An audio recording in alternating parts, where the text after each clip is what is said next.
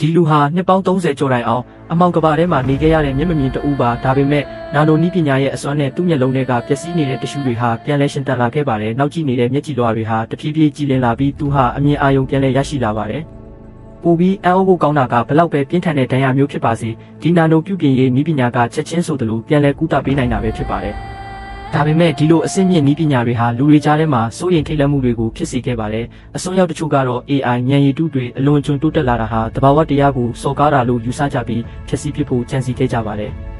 တညအတွင်းမှာပဲကမ္ဘာအကြီးဆုံး AI ကုမ္ပဏီကြီးဟာအကြမ်းဖက်တိုက်ခိုက်ခံရပြီးထိပ်သီးသိပ္ပံပညာရှင်တွေတည်ဆုံခဲ့ပါတယ်။ပါရမီရှင်သိပ္ပံပညာရှင်ဝီလဲတနက်နဲ့အပြစ်ခံရပြီးလဲကျသွားခဲ့ပါတယ်ဝီဟာအသက်ဘေးကလွတ်မြောက်ခဲ့ပေမဲ့သူ့ကိုယ်ထဲကအကြီးစံမှာတည်စေနိုင်တဲ့ရေဒီယိုတက်တိကျပစ္စည်းတွေပါနေတာကိုဆရာဝန်တွေကတွေ့ရှိခဲ့ပါတယ်။သူအသက်ရှင်ဖို့နှစ်ရက်ပဲအချိန်ကျန်ပါတော့တယ်။ဝီဘိုကယ်တင်ဖို့အတွက်သူ့ဇနီးအပလင်းဟာစုံစမ်းရတဲ့ဆုံးဖြတ်ချက်တစ်ခုကိုချခဲ့ပါတယ်။အဲ့ဒါကတော့ဝီရဲ့အသိစိတ်တစ်ခုလုံးကိုကွန်ပျူတာထဲကူးပြောင်းလိုက်တာပါပဲ။ဒါပေမဲ့ဒီလိုလှုပ်ဆောင်ဖို့အတွက်ဝီရဲ့ခန္ဓာကိုယ်ဟာမခံနိုင်တော့ပဲအဲ့ဒီညမှာပဲသူ့ကွယ်လွန်သွားခဲ့ပါတယ်။အပလင်းဟာကွန်ပျူတာထဲကဝီနဲ့ဆက်သွယ်ဖို့ကြိုးစားခဲ့ပါတယ်။အစပိုင်းမှာတော့သူဟာရိုးရှင်းတဲ့နှုတ်ဆက်စကားလေးတွေပဲပြောနိုင်ခဲ့ပေမဲ့မိနစ်ပိုင်းအတွင်းမှာတင်သူ့ကိုယ်သူလျင်မြန်စွာပြန်လည်ပြုပြင်ပြီးအဆင့်မြင့်တင်လာပါတယ်။သူ့ရဲ့တင်ယူနိုင်စွမ်းဟာလူသားတွေနားလည်နိုင်စွမ်းထက်ကျော်လွန်ပြီးအစမတန်တိုးတက်လာခဲ့ပါတယ်။